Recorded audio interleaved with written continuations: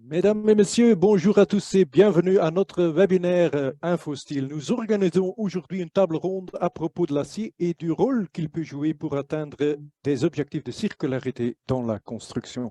Je m'appelle Philippe et je suis heureux d'être ici pour guider et animer cet échange. C'est avec plaisir que je vous présente les trois membres de notre table ronde qui vont nous partager leur vision, leurs expériences à propos de l'acier, du développement durable et de circularité. Lee Frank est ingénieur en structure avec plus de 10 ans d'expérience dans la conception de bâtiments et d'ouvrages d'art à l'international. Avec Lean, elle se spécialise dans la consultance, la conception et la formation bas carbone et circulaire dans des projets de construction. Bienvenue, Lee. Mathieu Jeukens est un architecte avec une dizaine d'années d'expérience dans la conception de bâtiments d'échelle et de types différents, allant du mobilier à l'aménagement urbain. Il travaille en tant que chef de projet au sein du bureau d'architecte Office Kerstens Geers David van Zeveren. Parmi les projets récents sur lesquels il travaille, citons le projet Megafactory à Charleroi pour Aerospace Lab. Et puis, Marion Charlier, bien sûr. Marion est ingénieur civil avec 12 années d'expérience, 8 années d'expérience. Elle a travaillé pendant 6 ans en recherche et développement chez ArcelorMittal, étant responsable de divers projets avec un focus particulier sur l'ingénierie incendie. En 2021, elle a rejoint le département de Stelligence Engineering, où elle fournit une assistance technique aux ingénieurs, principalement dans les domaines d'ingénierie incendie à nouveau et du développement durable. Soyez le bienvenu, Mario. Mario maintenant participe aussi aux initiatives de decarbonization, if you like, des solutions acier. Elle est membre de plusieurs comités techniques en charge de la révision des Eurocodes. Je voudrais commencer avec toi pour notre table ronde, si je peux. Du travail, bien compris dans le domaine du développement durable. Peux-tu peut-être résumer les initiatives prises par l'industrie sidérurgique pour se décarboner? Avec plaisir. Donc, voilà, ArcelorMittal a une intention très claire d'atteindre les accords de Paris. Et pour ça, il y a une feuille de route qui a été développée. Donc, ce n'est pas seulement des intentions, mais il y a quelque chose de concret qui est sur la table pour savoir comment atteindre ces objectifs-là. Et je pense avant de parler de cette feuille de route, c'est important de rappeler les différentes méthodes de production de l'acier. Parce qu'il y a différentes méthodes de production. Et donc, qui dit différentes méthodes, dit différentes stratégies pour la décarbonisation. Donc, on a tout d'abord la filière plus classique au fourneau, où on utilise du minerai de fer et du charbon pour réduire le minerai de fer. Quand on utilise cette filière-là, on a un ordre de grandeur d'environ 2,5 tonnes de carbone équivalent par tonne d'acier produite. Puis, il y a la filière four électrique, c'est celle qu'on a ici exclusivement à Luxembourg, où on utilise de la ferraille, donc des déchets d'acier qu'on vient recycler dans un four électrique. Pour cette filière-là, on est plutôt hors de grandeur mondiale à 600-700 kg de CO2 équivalent par tonne d'acier produite. Et puis la filière DRI, qui est moins connue, où là, on utilise aussi du minerai de fer comme input, mais qui est réduit avec du gaz naturel et pas avec du charbon. Donc ça, c'est un peu les trois modes de production principaux. Et donc, ArcelorMittal développe des stratégies pour ces trois modes de production-là. Le DRI, pardon, je ne l'ai pas dit, l'ordre de grandeur, c'est environ 1,25 tonne de carbone équivalent par tonne d'acier. Donc, une façon facile de s'en rappeler, c'est on prend le haut fourneau, 2,5 tonnes, on divise par 2 DRI, 1,25 tonne, on divise encore plus ou moins par 2, four électrique. Quand on voit ça, on comprend que le scrap a un rôle hyper important, la ferraille. Plus on recycle l'acier, et ça paraît logique, hein, plus on recycle, mieux c'est. Donc, il faut essayer de maximiser l'utilisation du scrap. Mais il y a aussi énormément de développements qui sont faits au niveau des sites de hauts fourneaux pour venir améliorer la situation, notamment le développement style à Nola Kent, où on fait du carbon capture and usage. Au niveau du DRI, il y a aussi énormément de développements qui sont en cours et qui sont étroitement liés à l'utilisation d'hydrogène vert ou bleu qu'on obtient par électrolyse de l'eau. Donc voilà, il y a énormément de choses qui sont sur la table et toutes ces initiatives, elles tombent chez nous, chez ArcelorMittal, sous ce label qu'on appelle X-Carb, qui reprend toutes ces initiatives pour les différents produits sur les différents sites. Donc, n'importe quelle route, les eaux fourneaux, le four électrique, c'est tous X-Carb. Voilà, c'est ça. Ouais. Donc tout X-Carb englobe toutes ces initiatives qui touchent les différentes routes de production. Donc, si j'ai bien compris, la plupart de ces développements X-Carb sont déjà en cours, mais ils vont prendre plusieurs années à être, disons, prêts. Donc, Oui. en attendant, qu'est-ce qu'il peut faire concrètement aujourd'hui? Donc c'est clair qu'il y a différents niveaux de progression et différents statuts. Il y a des choses, typiquement le développement d'hydrogène par électrolyse de l'eau. Voilà, c'est des développements qui vont prendre plusieurs années. Au jour d'aujourd'hui, on n'est pas encore prêt. C'est pas pour ça qu'il faut se décourager. Il faut évidemment continuer ces développements-là, mais la question est importante de se dire, tiens, si aujourd'hui je veux faire quelque chose, qu'est-ce que je peux faire? Je dirais que d'abord, ce qui est important, c'est de bien choisir ses fournisseurs. En tant que client, on a un rôle à jouer dans le sens où certains fabricants ont des engagements concrets.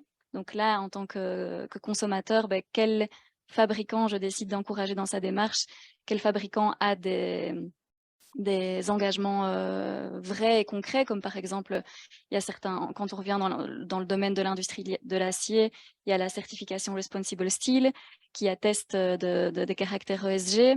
On a encore tout ce qui est SBTI, donc Science Based Targets, où voilà, certaines entreprises clairement démontrent qu'elles ont des Science Based Targets pour atteindre leurs objectifs. Donc là, je dirais c'est une première chose vraiment simplement au niveau du choix du fournisseur. Mais à côté de ça, clairement, les ingénieurs civils et les architectes ont un rôle important aujourd'hui. Il y a une optimisation structurelle qui est à faire et il faut prendre en compte tout ça dans la décarbonisation des projets. Parce qu'il n'y a pas que le choix du matériau bas carbone qui est important, il y a aussi l'intelligence du bâtiment, de la structure elle-même. Si on revient encore au cadre de l'acier, si on utilise des nuances d'acier supérieures, dans certains cas, on peut utiliser des poutres cellulaires pour venir réduire la hauteur totale du bâtiment ou avoir des plus grandes portées, travailler avec des systèmes mixtes, démontables. Il y a énormément de choses à faire qui sont vraiment, il faut y penser en amont et vraiment au niveau du design du bâtiment. Je pense qu'il ne faut pas non plus hésiter à challenger le cahier des charges, à vouloir sortir des sentiers battus, à vouloir prendre le temps de sortir des sentiers battus. Et alors, je dirais peut-être un dernier point, c'est de vouloir continuer à se familiariser avec les nouvelles technologies, aussi bien au niveau des matériaux que des systèmes structurels.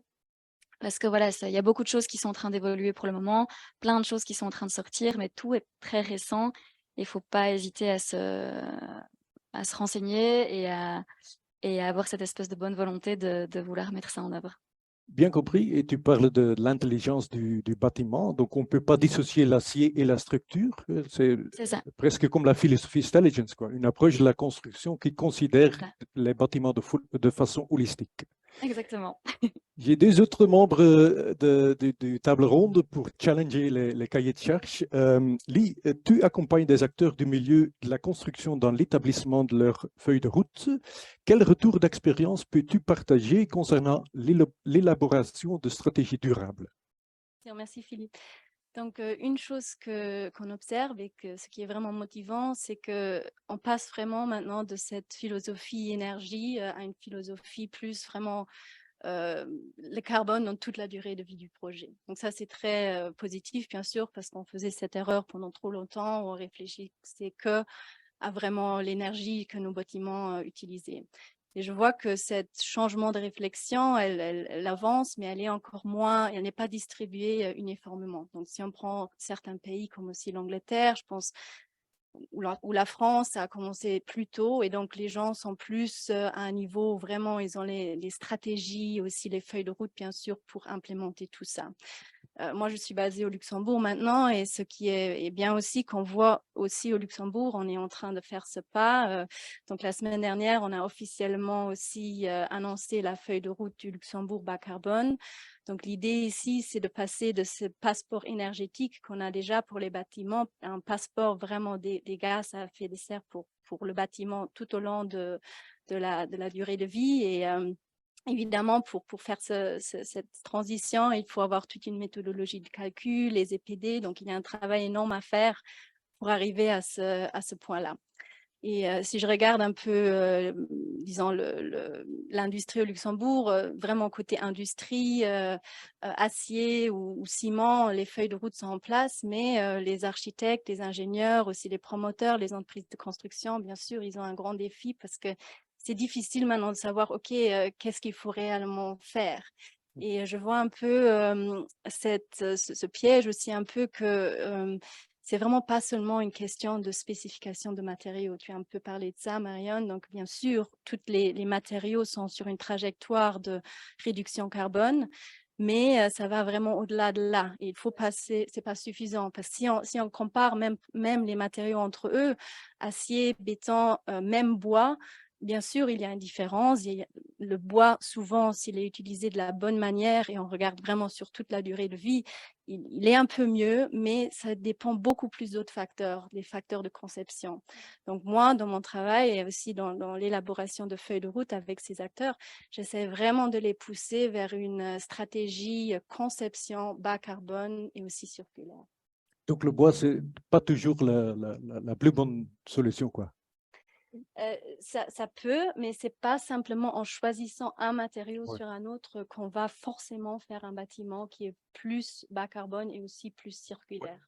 Donc là, il faut faire vraiment attention. Donc, il y a beaucoup plus qu'il faut réfléchir si c'est le bon matériau pour le projet spécifique Ouais. qu'on a en tête. Par exemple, tout ce qui est les constructions high-rise en bois, je suis assez critique. Ouais. Bon, bien sûr, c'est des projets qui nous aident à pousser un peu les limites et voir aussi ce qui est possible. Donc, si on arrive à faire 20 étages, peut-être qu'on ne va plus discuter de 5 étages.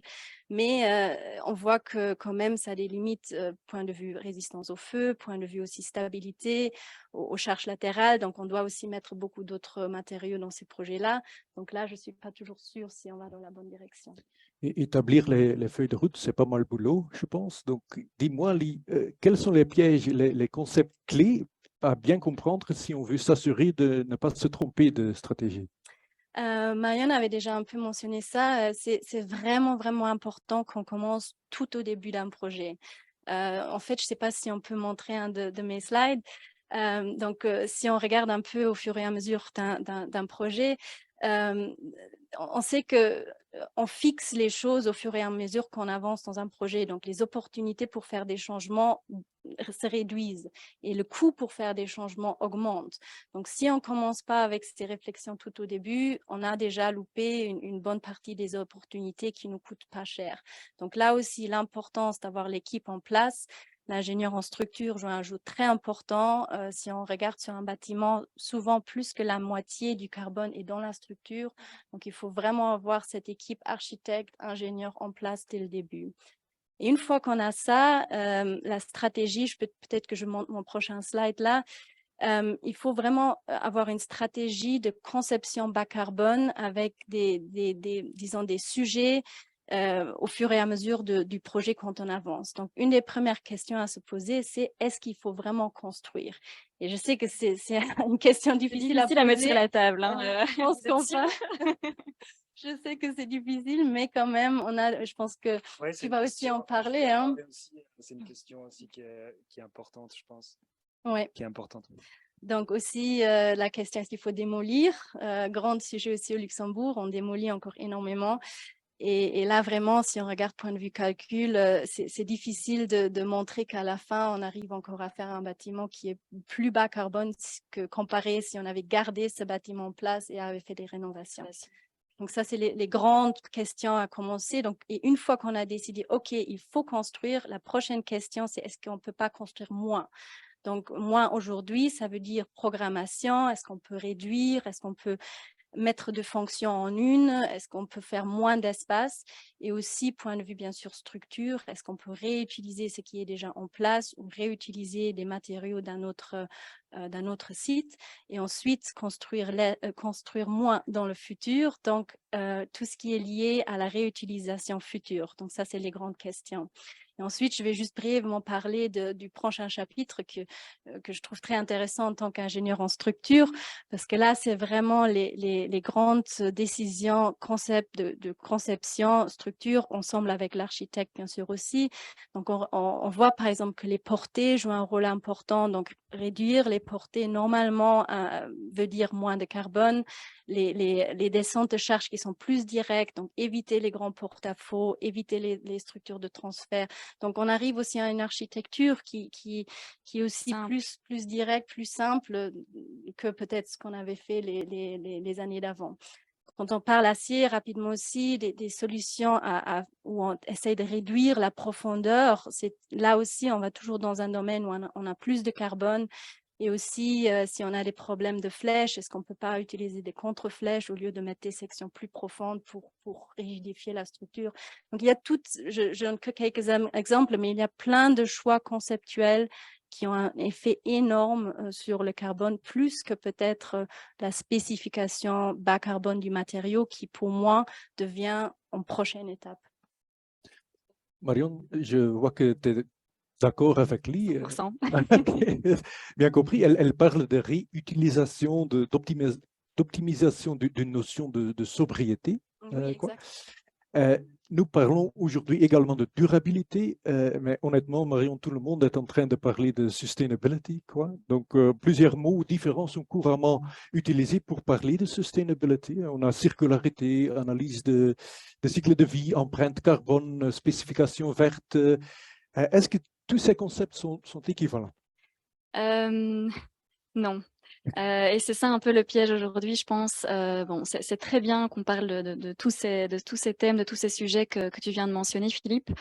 Mais je pense c'est important de comprendre que certains sujets ont un certain champ d'application et il n'y a pas forcément d'overlap toujours. Donc, il faut bien comprendre quelles sont les limites.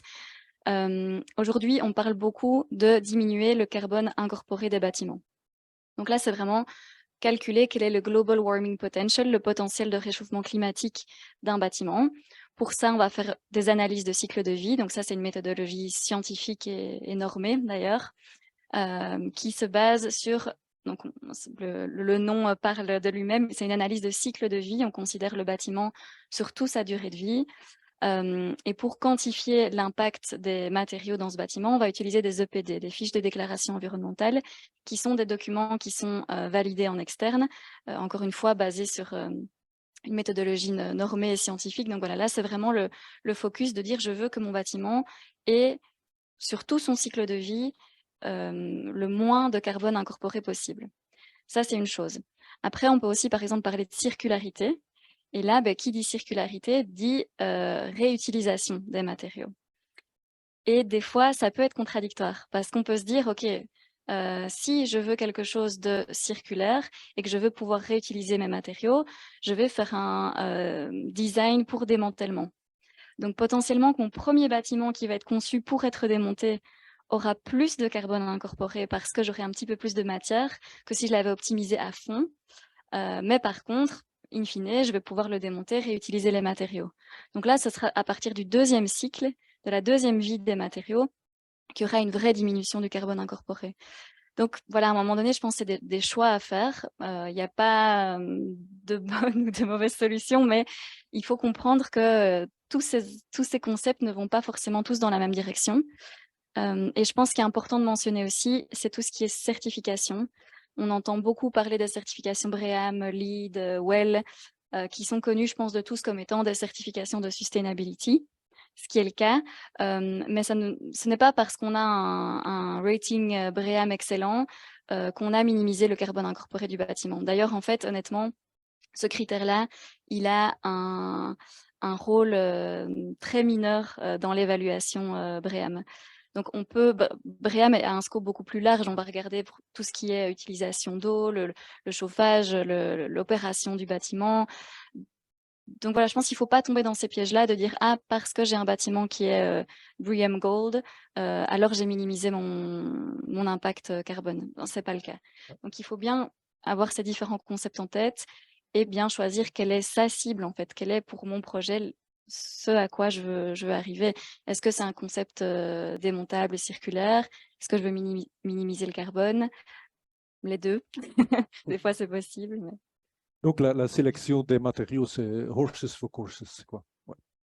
Maintenant, je tourne vers toi, Mathieu. Lee vient de dire qu'il faut commencer par les grandes questions. Faut-il vraiment construire? Donc, de ton avis, faut-il vraiment construire? En tant qu'architecte, c'est une question un peu délicate, mais on peut quand même se la poser. Parce Ouais. que je pense qu'aujourd'hui, on construit, à mon avis, trop Mhm. et pas assez bien. On pourrait construire mieux, à mon avis, et moins. Ouais.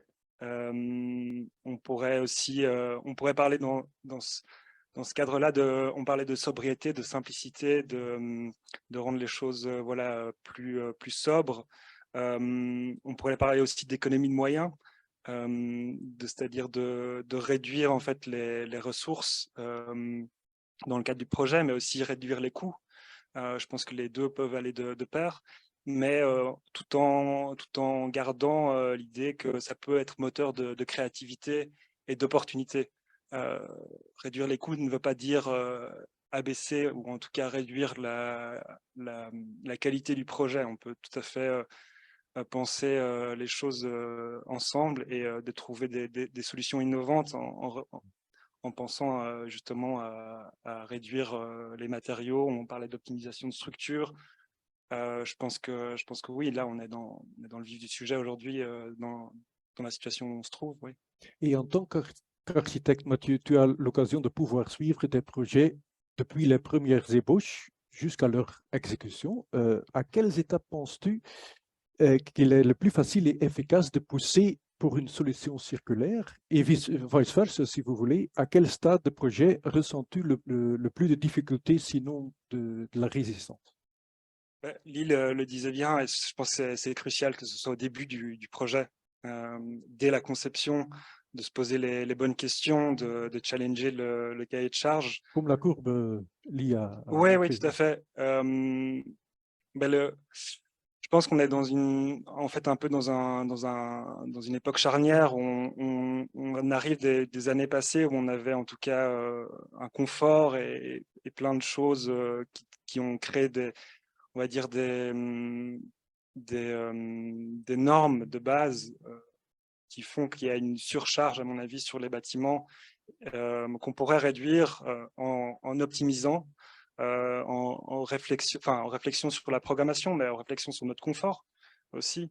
De se dire à un moment donné, peut-être qu'on peut accepter oui, accepter qu'on ait un confort un peu moindre, mais on peut tout à fait vivre avec ce confort un peu moindre.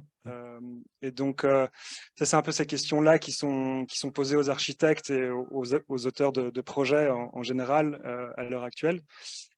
Et il faut garder une feuille de route. Il faut effectivement avoir ses choix et ses questionnements au départ, mais aussi les tenir jusqu'à la fin. Et c'est ça, je pense, le plus dur pour l'architecte, c'est de tenir le cap et il y aura des difficultés dans le projet, tout au long du projet, mais il faut tenir le cap, il faut sensibiliser le client, il faut sensibiliser l'équipe autour du projet.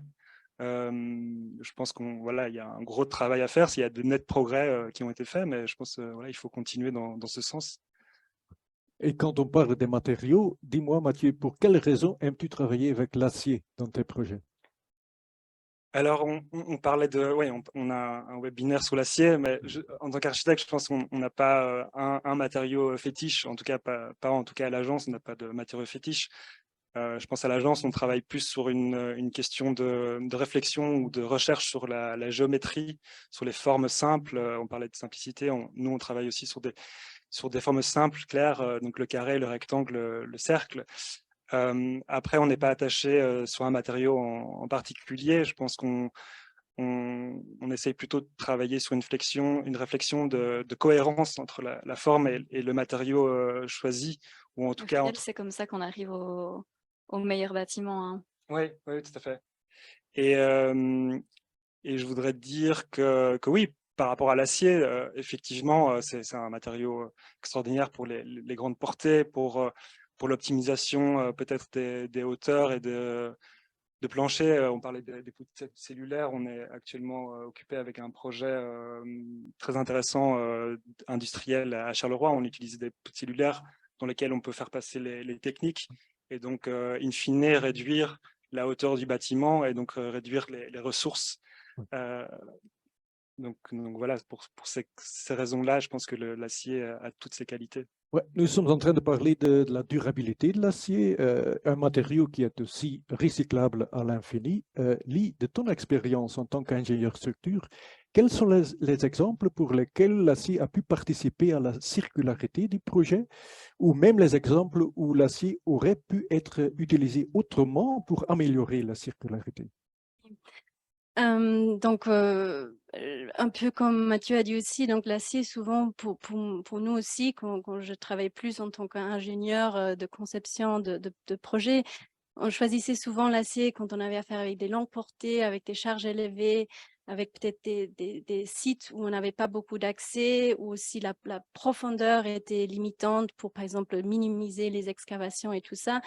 Et aussi pour créer un certain langage architectural où l'acier nous donne beaucoup de possibilités de sculpter, de créer des formes intéressantes. Donc, typiquement, je peux peut-être montrer un de mes projets, c'est le projet du Victoria and Albert Museum à Londres, où on utilisait l'acier pour la toiture, en fait, d'une extension du musée, où vraiment l'idée, c'était de créer cette forme un peu comme un folded plate, on appelait ça, où vraiment on pouvait utiliser la géométrie de la structure pour aussi se servir en tant qu'un système efficace structurel. Mais à ce moment-là, donc si on parle maintenant de circularité, et je montre aussi ce projet parce que c'est un projet qu'on a fait il y a 10 ans, donc il y a beaucoup de progrès aussi dans la philosophie, je pense qu'il s'est fait depuis là. Nous, on l'approchait à ce moment-là beaucoup du côté optimisation des matériaux, ce qui est toujours important, bien sûr, aujourd'hui. Donc, on travaillait avec des outils digitaux, avec des modèles paramétriques, ensemble avec les architectes pour faire des itérations rapides pour pouvoir optimiser la structure. Et ça, je pense que c'est toujours important aujourd'hui. Après, disons, la stratégie de circularité, c'était souvent pour nous, parce qu'on travaille sur des projets comme des musées, où c'est vraiment des projets à long terme, où on sait aussi que on ne va pas essayer de les changer ou de les démolir disons, le proche futur. Donc, c'était une stratégie de longévité, de créer quelque chose qui est durable et aussi qui peut donner du plaisir aux visiteurs vraiment au long terme. Donc, c'est cette question de valeur qu'on peut donner par nos designs. Mais c'est vrai aussi, côté plutôt démontabilité, ça, c'était des réflexions qui, à ce moment-là, on faisait moins. Donc, ça, c'est le point où aujourd'hui, j'ajouterais à tout ce qu'on a fait à l'époque, où c'est pas seulement une fois de le construire, mais aussi d'intégrer une stratégie de démontabilité bien documentée pendant déjà le projet. Ça, c'est ce qu'on aurait dû faire ou qu'on doit faire aujourd'hui. Donc, vu de ta fenêtre, y a-t-il une différence entre les stratégies bas carbone et la circularité? Oui, et merci de mentionner ça parce que bon, il y a beaucoup de confusion et Marion, tu as déjà essayé un peu de répondre à ça, de vraiment bien définir ces concepts. Donc, il faut garder en tête que les deux sujets n'ont pas le même objectif. Donc, bas carbone, c'est vraiment pour répondre à notre crise du climat. Donc, il faut réduire le CO2. Tandis que circularité, là, on essaye de répondre à notre crise des ressources, si on veut, le fait qu'on consomme et qu'on a toujours plus de déchets et qu'on n'a pas assez de ressources. Donc, souvent, les deux stratégies ont les mêmes mesures à faire pendant un projet, mais parfois, comme tu as dit aussi, c'est un conflit. Et moi, je vois ça, c'est aussi des réflexions qu'on a eues sur des projets, on se disait, oui, mais est-ce qu'il ne faut pas peut-être dimensionner pour des charges plus élevées dans le futur parce que bon, on ne sait pas, peut-être qu'on veut utiliser ces L'affectation du bâtiment. Et là, je dois dire, j'ai aussi un peu fait évoluer ma réflexion et je suis très, très critique sur ce point-là parce que déjà, je pense qu'on est très, très mauvais à vraiment pouvoir prédire dont on a besoin dans 30 ans. Le monde change rapidement. Il y a aussi souvent, entre les charges de dimensionnement et les charges réelles, il y a un énorme gap. Donc, on a déjà mis On a déjà une marge de sécurité. Voilà. Et aussi, on a toujours ce moyen de renforcement dans le futur, où on n'a pas trop l'habitude, mais on peut renforcer des dalles, on peut aussi renforcer des poutres en acier pour donner plus de capacité. Donc, pourquoi mettre plus de carbone aujourd'hui dans nos projets, où on sait qu'on n'a qu'un budget limité de carbone à disposition jusqu'à 2030, 2050. Donc, moi, vraiment, j'essaie de dire il ne faut pas faire ça. Merci de montrer cet exemple du projet d'extension Victoria and Albert Museum, Mathieu. J'ai compris que toi, tu travailles pour l'instant sur un projet qui se base sur la reconversion d'un ancien bâtiment de bureau en parking. Pourrais-tu nous dire un peu plus sur ce projet? Oui, donc la reconversion du bâtiment, c'est en fait un bâtiment, ça fait partie d'un projet un peu plus large qui regroupe en fait ou trois programmations. On va dire une programmation qui est plutôt industrielle, une programmation tertiaire des bureaux, et alors il y avait une demande de parking qui était assez élevée. Et donc le projet s'appelle Mega Factory à Charleroi. C'est pour une usine à satellite. Et donc, on est dans un contexte de réindustrialisation de Charleroi. Et donc, c'était un des projets, en fait, pour l'instant, qui redonne, en tout cas, l'image de Charleroi qui était connue anciennement pour l'industrie. Et donc, on a eu une stratégie assez... Enfin, on a dû prendre une stratégie assez claire dès le départ. On avait en fait deux sites. Un site où il y avait un bâtiment existant qui est... et là, peut-être on peut montrer la photo. C'est un bâtiment en fait des ASSEC, construit par les ASSEC, pour les ASSEC. Et l'intention du client était en fait de démolir ce bâtiment et de construire des bureaux à la place et des parkings, on va dire, paysagers autour du bâtiment. Et donc, il y avait aussi la question de l'usine qui était sur une autre parcelle qui est en face de ce bâtiment-ci. Et donc, ce que nous, on a décidé, on a dit non, en fait, il faut garder ce bâtiment, il a des qualités, on va le conserver. Mais alors, la question se pose, qu'est-ce qu'on va y mettre dedans? On a un bâtiment qui est des années 60, avec des poutres et une structure métallique, mais des possibles et sûrement des ponts thermiques énormes. Et donc, c'est comment réutiliser un bâtiment aujourd'hui avec une autre fonction. Et donc, on a décidé plutôt d'empiler la fonction d'usinage avec les bureaux et de garder ce bâtiment-là plutôt comme parking et de mettre une passerelle entre les deux. Peut-être qu'on peut passer à l'image suivante. Ça, c'est le bâtiment, mais peut-être encore l'image encore après.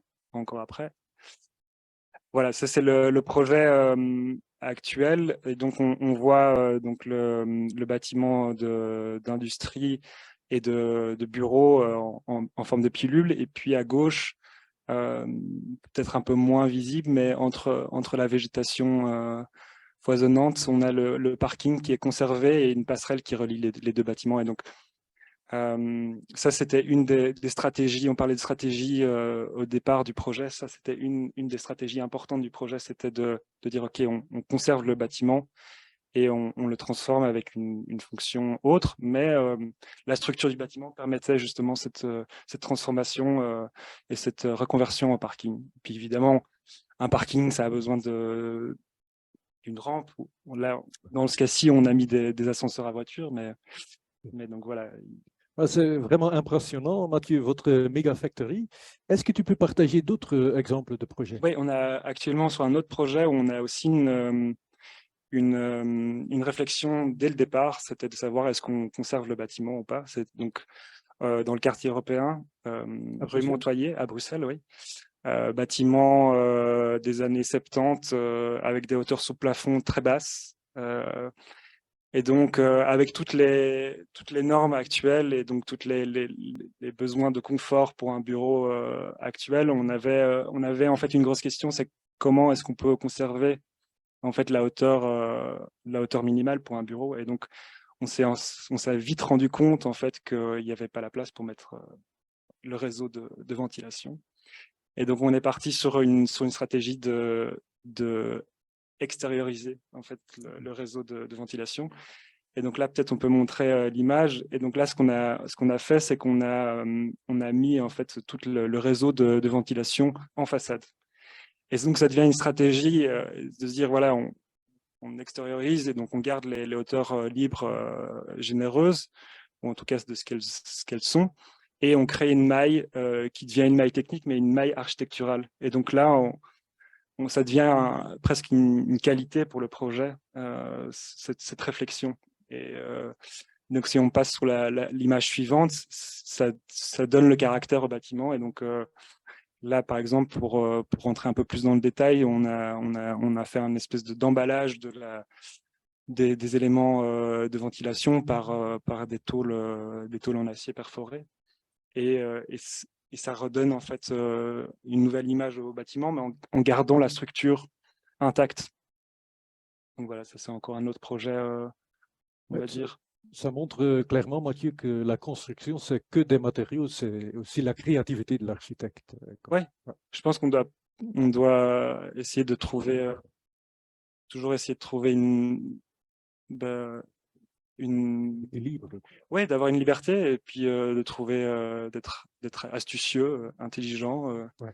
et puis garder en tête qu'on fait aussi de l'architecture et pas que des réflexions, on va dire... Purement mathématiques.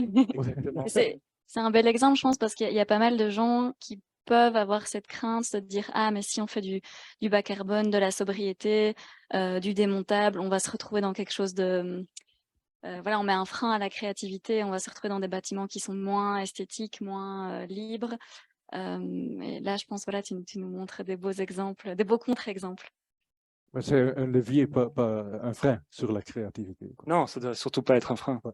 Je dirais même que souvent, si on est plus contraint dans nos choix, c'est là les que viennent solutions les qui en bonnes idées. ressortent sont plus créatives, peut-être plus recherchées. Donc, c'était en tout cas mon expérience. Si tout était libre, point de vue site, point de vue même aussi coût, si j'avais plus de contraintes, on arrivait à une solution qui était mieux recherchée. Oui, c'est à ce moment-là qu'on fait peut-être de façon plus complète l'exercice de sortir des sentiers battus et de se dire ok, on a ce blocage-là, on a cette contrainte-là.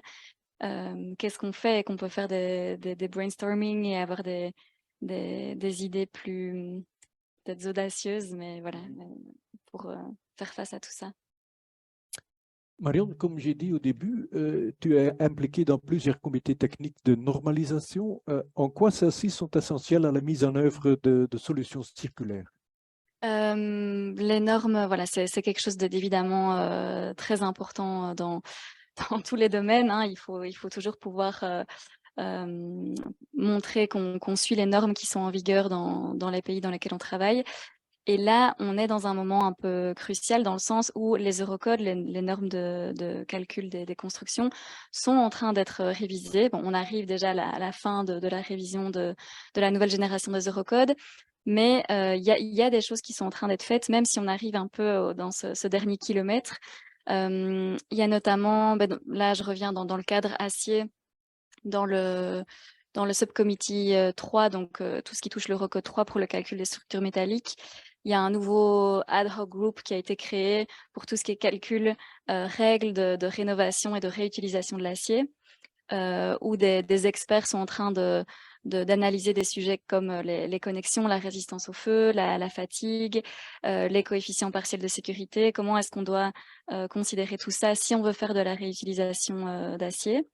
Et puis au-delà de ça, il y a aussi d'autres comités techniques qui travaillent sur le côté plutôt exécution de l'acier. Donc si on veut réutiliser de l'acier, comment est-ce qu'on doit faire des essais? Est-ce qu'on doit le tester pour obtenir les propriétés mécaniques? Comment on doit le fabriquer, le déconstruire? Donc ça, c'est dans un autre comité technique. Mais voilà, je pense que c'est très, très important de rester au courant, de se tenir au courant de ces nouvelles évolutions, parce que ça va vraiment être un levier important pour pouvoir mettre en œuvre la réutilisation d'éléments.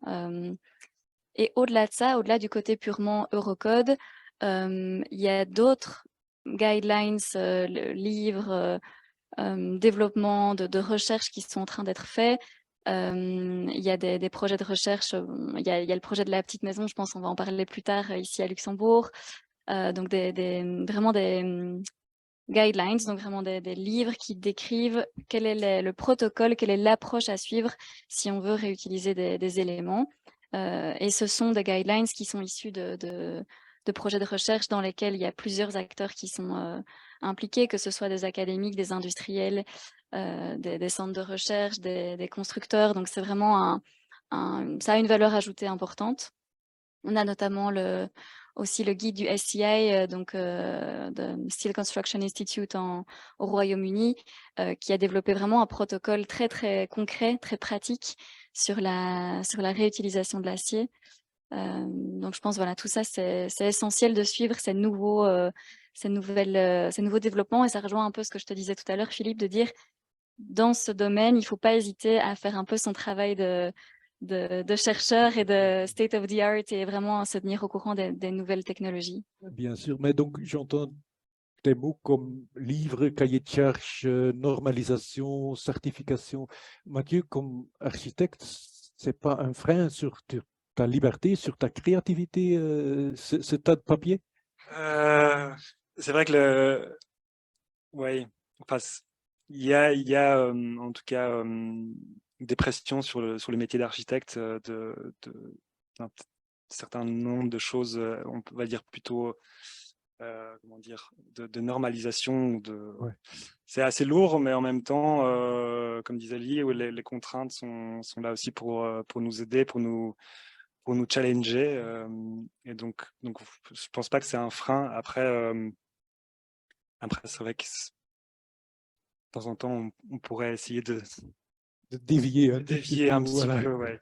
Mais je pense que c'est ce qu'on fait c'est ce qu'on fait je pense, en Belgique, c'est qu'on a ces contraintes, ces réglementations, et puis chacun fait son interprétation de la réglementation, et on essaye toujours en tout cas de se l'approprier et d'essayer de donner une réponse qui pourrait être une autre d'un autre architecte aussi, mais chaque personne, je pense, interprète la réglementation. Donc, tu veux dire en Belgique qu'on ne triche pas, on fait des interprétations. Exactement, exactement. Lee, Marion a parlé de réutilisation de l'acier et de la construction circulaire. Quels sont selon toi les points clés sur lesquels se focaliser concernant l'utilisation d'acier comme levier pour une construction circulaire et durable? Oui, donc d'abord, je veux renforcer ce que tu as déjà dit. Donc, cette idée, donc on a la réutilisation future qui est très importante, et il faut intégrer les concepts de démontabilité, de documentation dans nos projets. Mais en fait, il faut se rendre compte, c'est des gains qu'on va faire dans le futur. Et il faut aussi, on a cette urgence aujourd'hui, et celle-ci, on peut que la résoudre si on utilise moins d'acier aujourd'hui. Et là, la réutilisation d'acier existant tel quel en tant que composant ou en tant que même des systèmes, c'est là où je vois beaucoup d'opportunités. Ici au Luxembourg, je pense qu'on n'a pas trop encore essayé ça. C'est aussi des projets pilotes que j'aimerais bien voir se mettre en place. En Angleterre, de nouveau, je connais un peu plus ce qui se passe. Ils ont fait beaucoup de progrès là-dedans.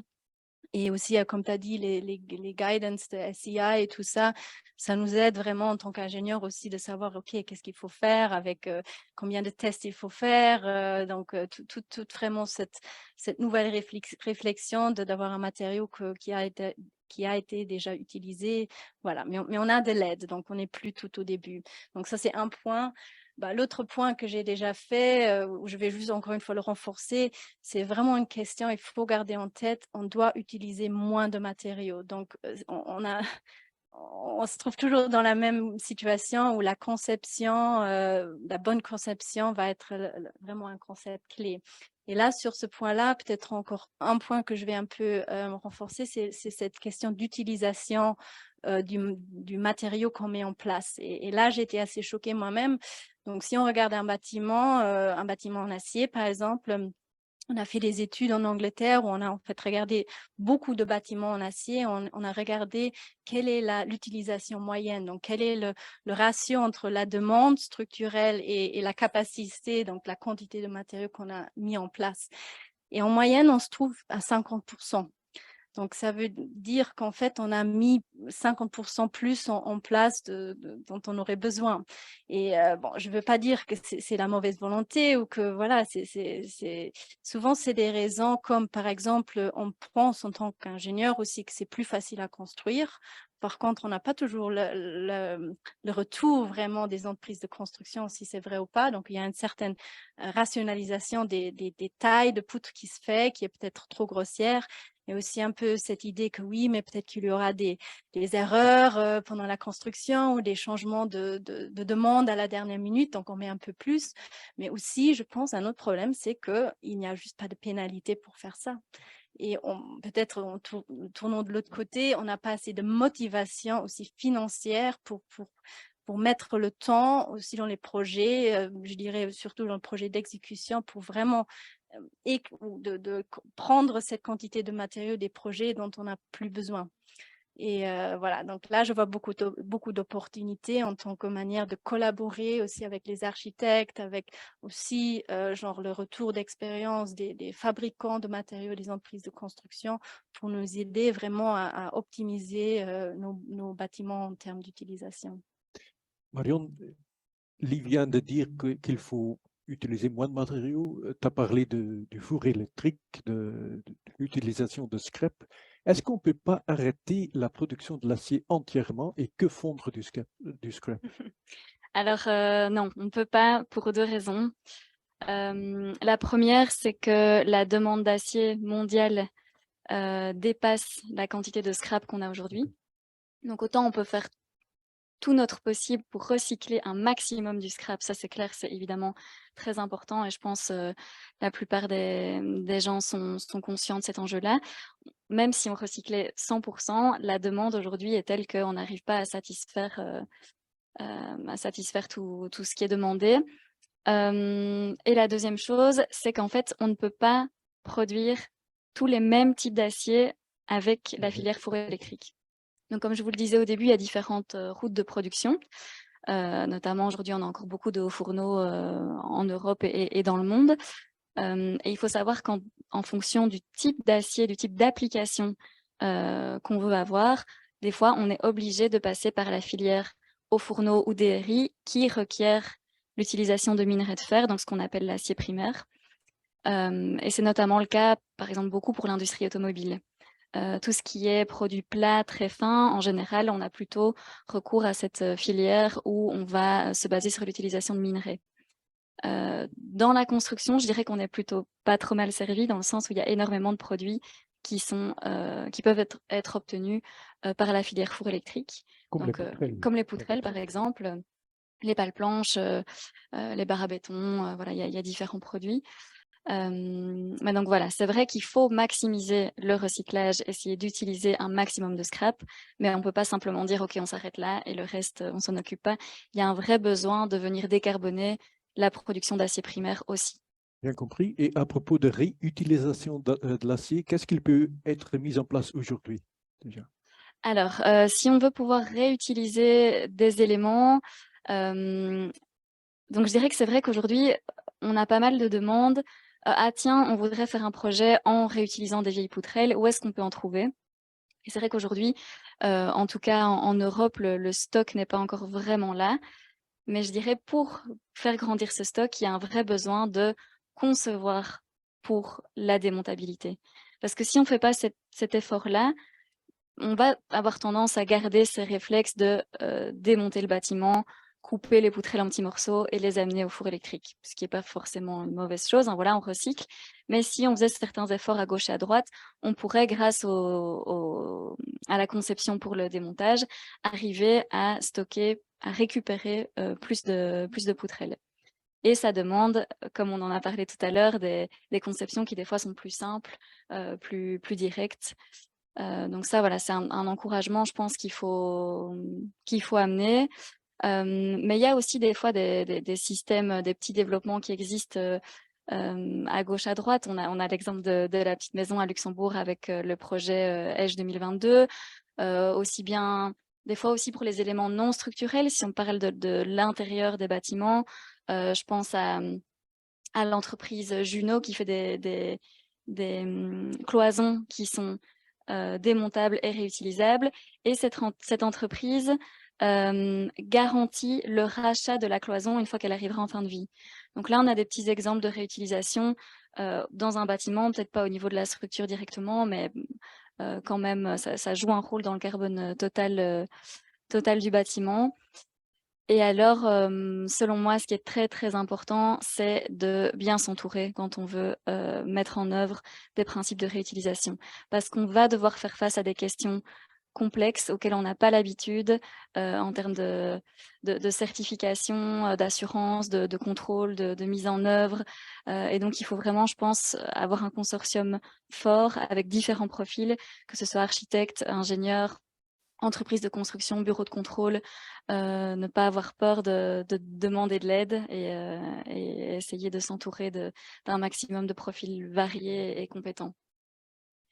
Juste si je peux répondre, tu as mentionné l'exemple où la cloison est rachetée par l'entreprise qui l'a produite. Dans cette optique, je trouve le product as a service, c'est aussi quelque chose de super intéressant qui va...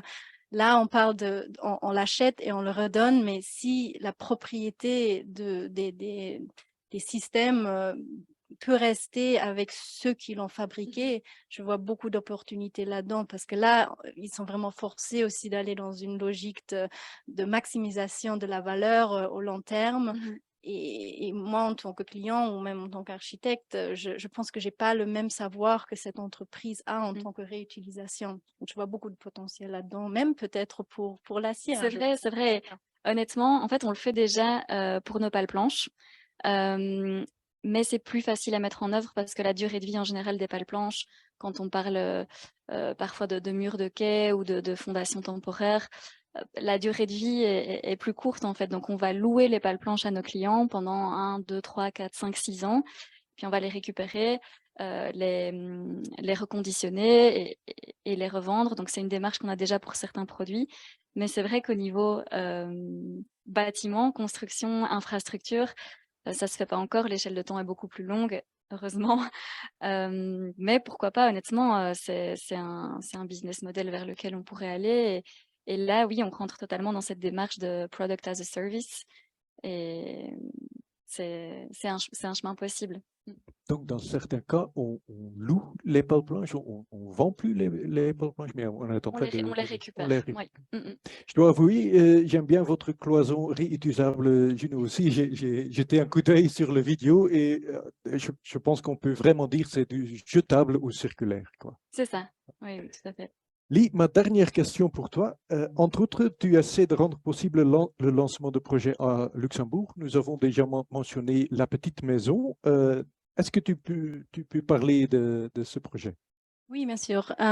Déjà, je dois dire, c'est un projet sur lequel je n'ai pas travaillé moi-même, mais je remercie les gens qui m'ont beaucoup expliqué là-dessus. Je trouve que c'est une belle référence au Luxembourg. Donc, ça s'est fait par l'Université de Luxembourg, ensemble avec le LIST et vraiment une longue liste d'autres intervenants qui aussi ont donné leur temps d'une manière pro bono.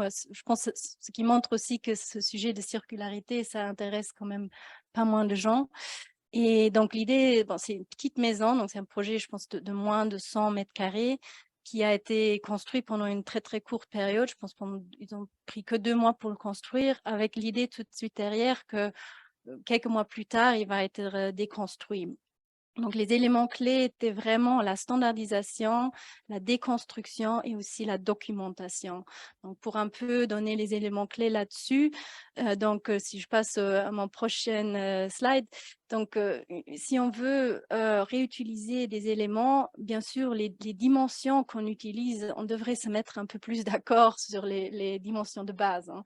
Et je trouve ça toujours un peu fou que chaque fois qu'on fait un bureau ou qu'on fait une maison, les grids, donc les trames, on n'a pas encore on ne sait pas encore Ces réflexes de sur standardisation. quelque chose, hein.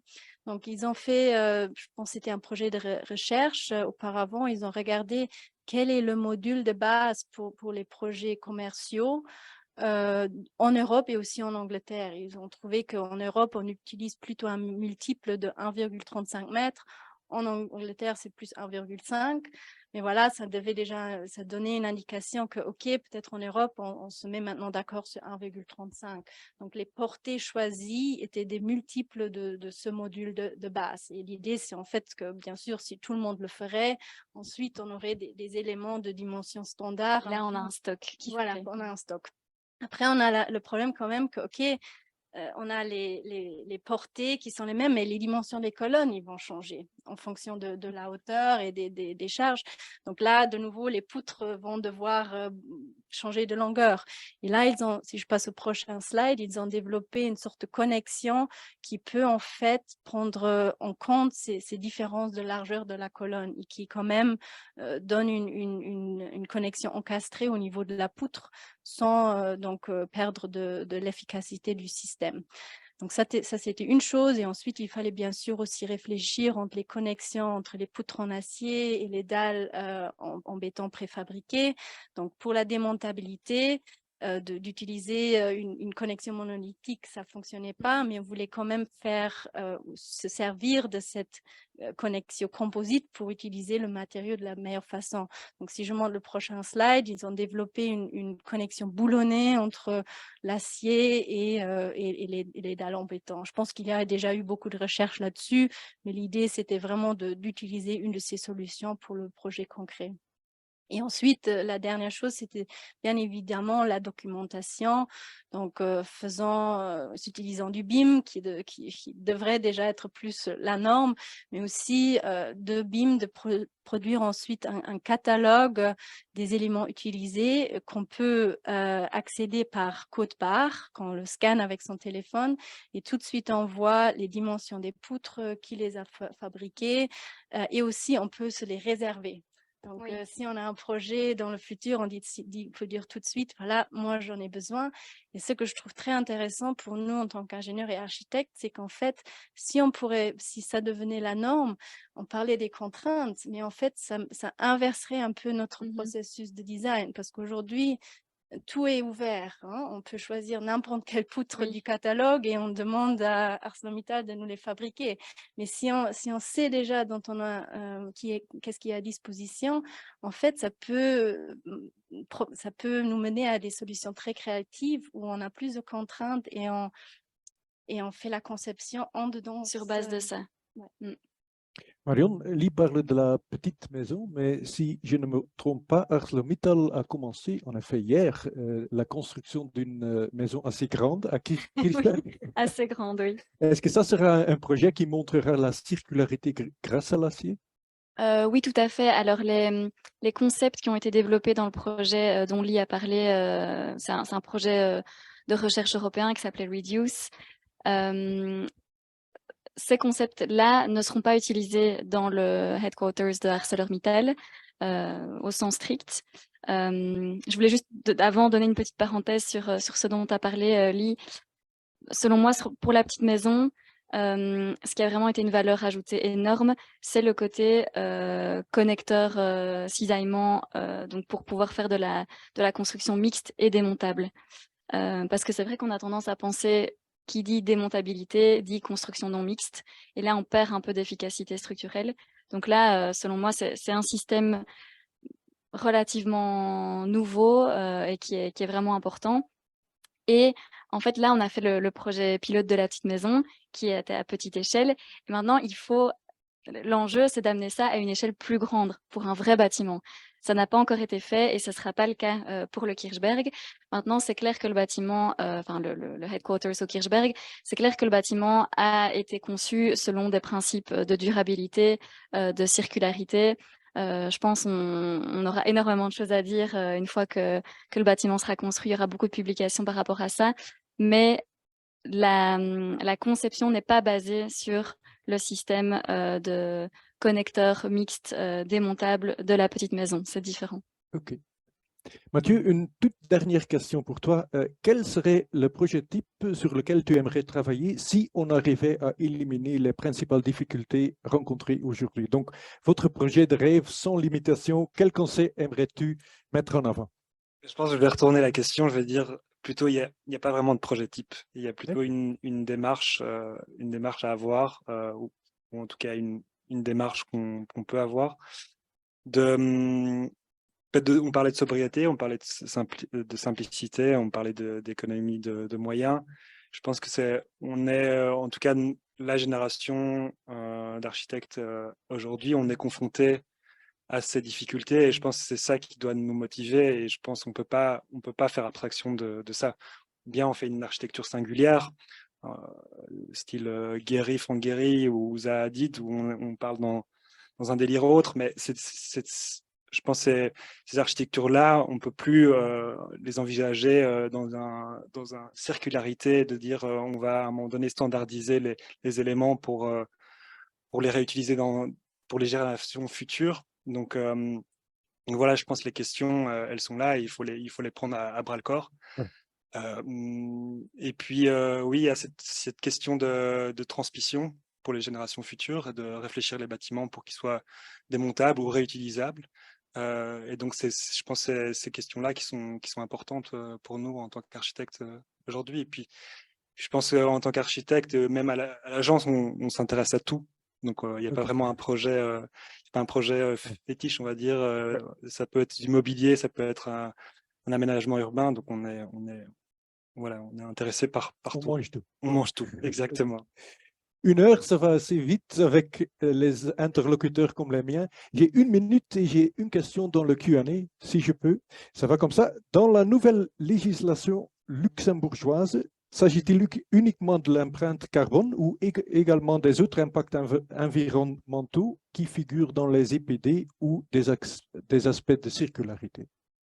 Voilà, je pense qu'on peut répondre toutes les deux, mais Ouais. en tout cas, moi, ce que j'ai envie de dire, c'est que ça vient de commencer. C'est un projet, l'I notamment est directement impliqué dans l'élaboration de la feuille de route avec le gouvernement, mais c'est un projet qui a commencé le mois dernier. Donc, il y a énormément d'ambition, que ce soit au niveau méthodologie ACV, base de données EPD, etc. Mais de là à déjà tirer des conclusions, moi, je pourrais pas. Enfin, après, je sais pas si tu peux donner plus d'infos. Tu as raison, on est au début, mais quand même, voilà, je pense que c'est dans une logique de suivre aussi les normes qui viennent un peu du niveau européen. Harmonisation européenne. Voilà, et dans l'ACV, on nous demande vraiment de ne pas seulement se concentrer sur carbone, mais aussi les autres impacts. Et une fois qu'on a les EPD, pourquoi on s'arrêterait avec le carbone? On a déjà fait les autres indicateurs environnementaux. Le calculer.